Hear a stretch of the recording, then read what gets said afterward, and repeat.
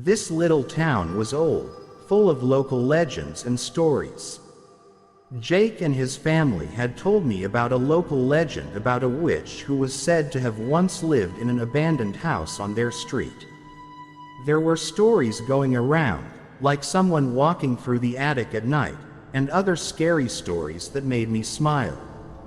I was a skeptic by nature, and I didn't pay much attention to mysticism, but the story Jake had told me upon his return left me with only one explanation: something mystical.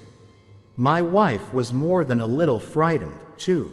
Jake's parents didn't have direct running water, so they had to get water from a neighbor's well.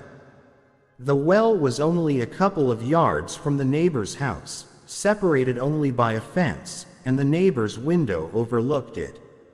Jake's friend and classmate, Michael, had lived in this house with his grandfather. Michael graduated from high school and moved to work just a few miles away from our town. His grandfather stayed to live with him. After that, Grandpa came rarely, usually only during the warmer months of the year. It was a sunny April day. Jake was drawing water from the well when he saw Michael's grandfather in the window of a neighboring house. He was smiling and gesturing for him. My husband was excited. It had been a long time since he had seen a friend and his grandfather.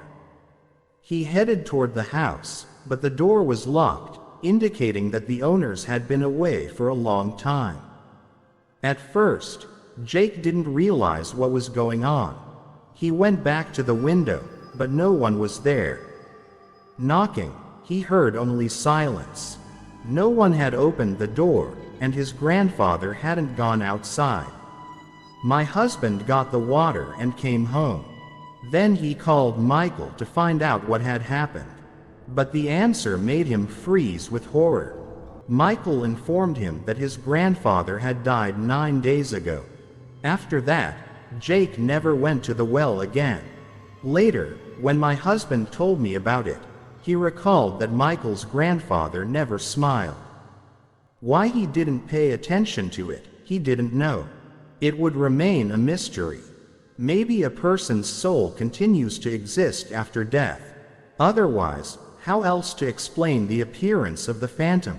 After this incident, I had to go to the well for water, but I never dared to look through the window of the neighboring house.